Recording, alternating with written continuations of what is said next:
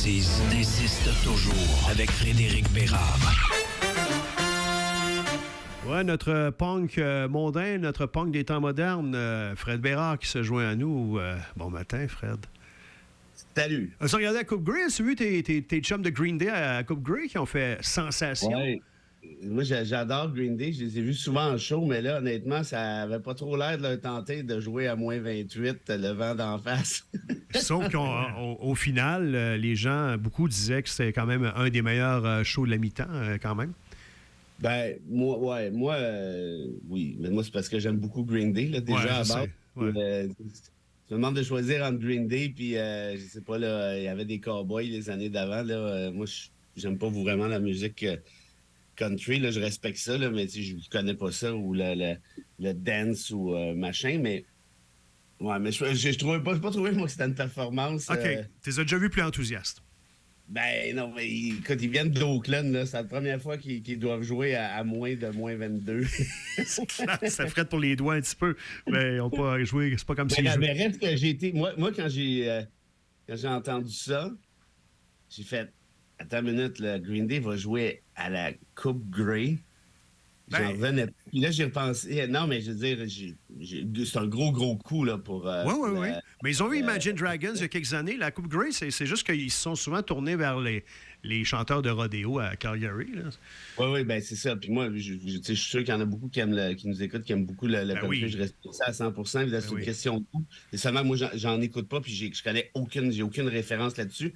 Mais Green Day sort un prochain album. D'après moi, ça fait partie de la stratégie marketing. On va aller s'accoter au Canada. En tout cas, tant mieux pour la CFL, c'est un gros coup, ça, c'est assez évident. Là. Allons nous faire geler les doigts pour la cause. Tu vas y en vendre des albums, on va te dire.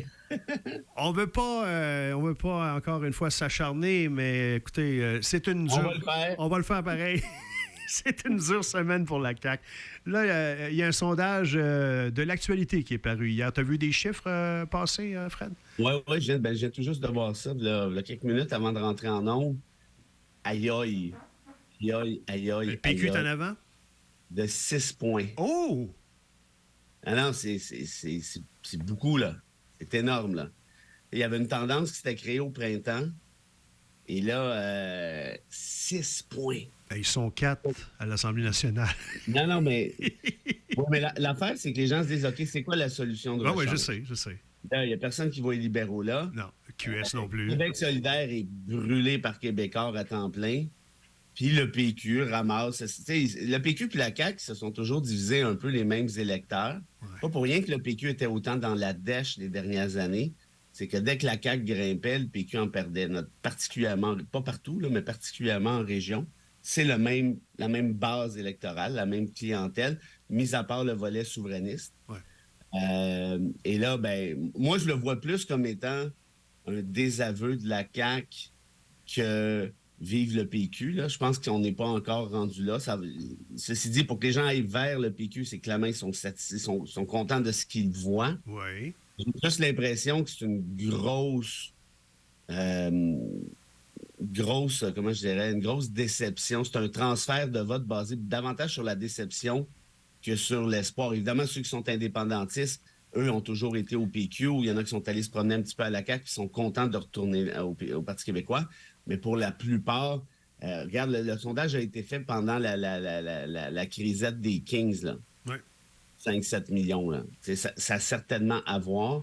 Tu as le tramway là-dedans, tu as toute la patente, puis moi je l'ai dit souvent à ton micro, ce gouvernement-là panique totale.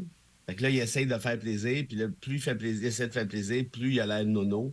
Plus les gens réalisent qu'il n'y a aucun gouvernail.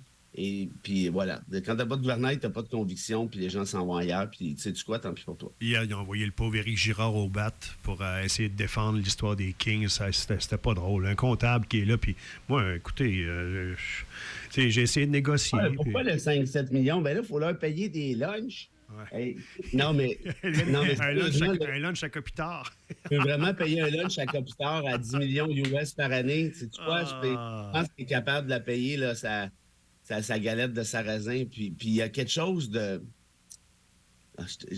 Honnêtement, moi, ça vient me chercher un peu. Tu sais, quand tu vois toutes les banques alimentaires qui capotent.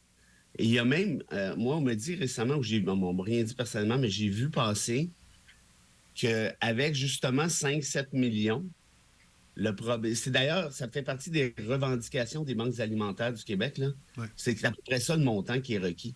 5-7 millions. Puis ça fait peut-être, il y a peut-être aussi là-dedans les Old Mission Brewery, puis ces organismes-là là, qui nous sauvent le dos à la misère humaine à temps plein au Québec.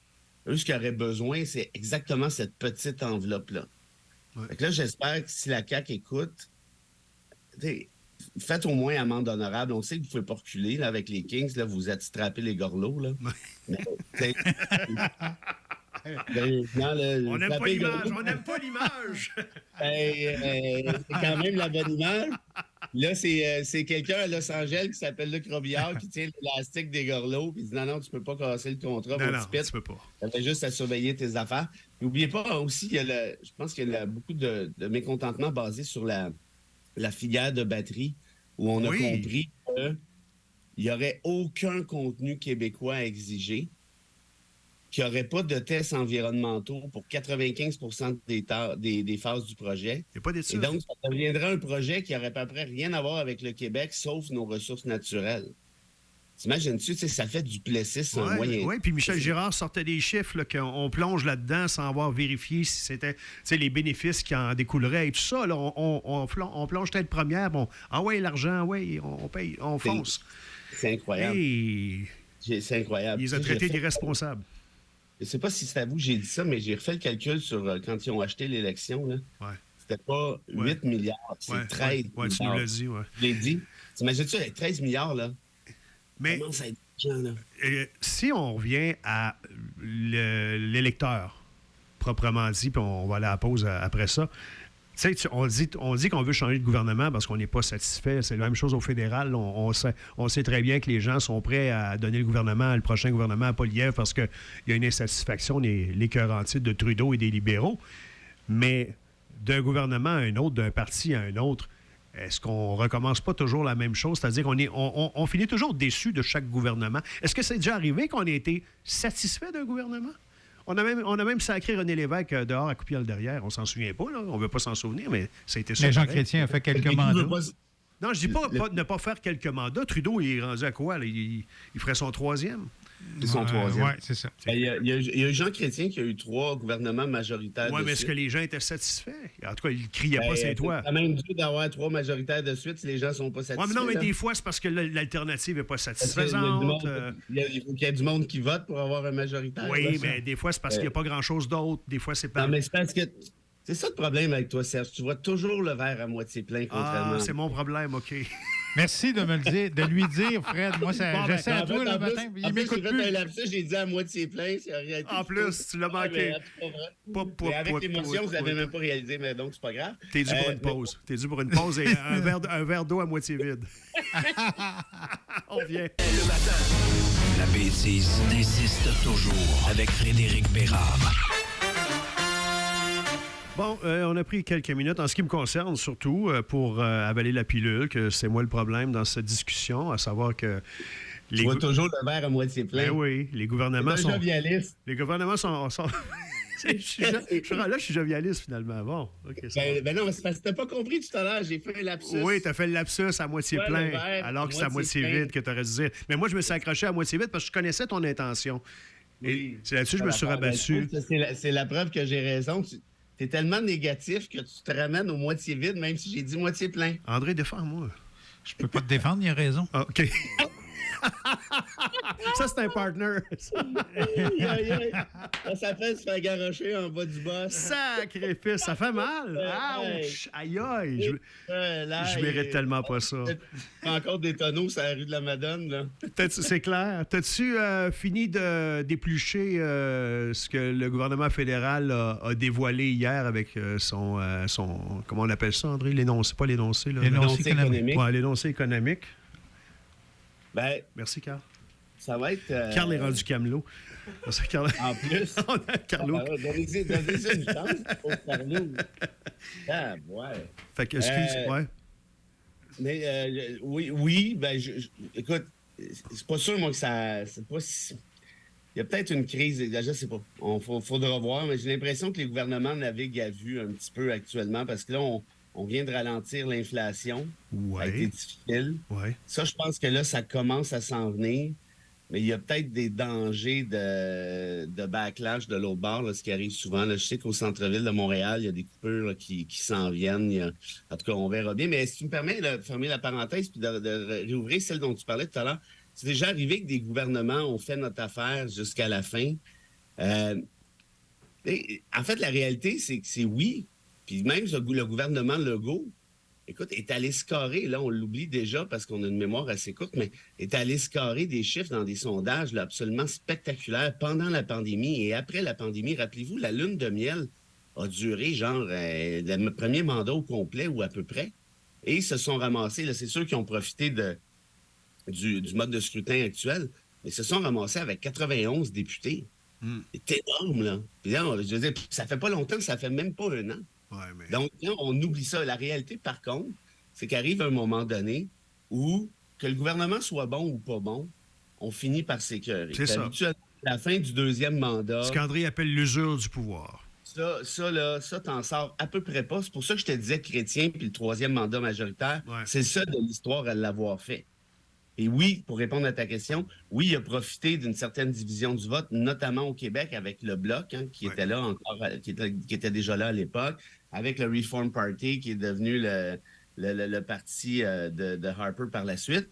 Mais puis pour le reste, ben ça dépend. Tu sais, par exemple, comme Pierre Trudeau, lui, il a fait 68, il s'est ramassé jusqu'en 79, il s'est fait botter le derrière pendant 9 mois. Joe Clark s'est pété la gueule sur un vote aux communes alors qu'il était minoritaire, puis il est revenu tout de suite après, en 80, pour un dernier mandat. Bourassa, il est revenu aussi après... Bourassa est revenu aussi. Tu sais, c'est arrivé, ça, dans l'histoire où on redonne des chances. Oui, c'est vrai. Et on va le faire aux États-Unis. On va redonner une chance à Trump.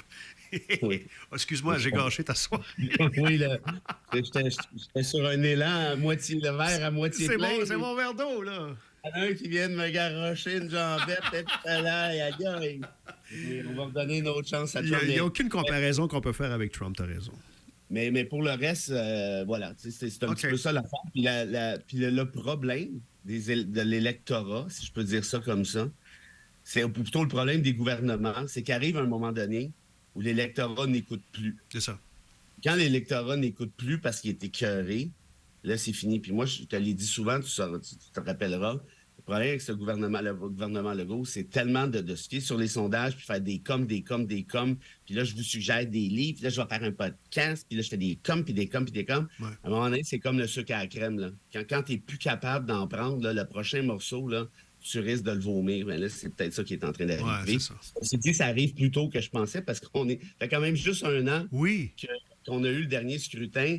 Ça a dégringolé solide en pas long. Puis rappelons-nous, Plamondon ne devait même pas être élu. Là. Il était troisième dans ses sondages dans Camille Lorrain. UTT du vol de dépliant, c'est pas clair qui passait.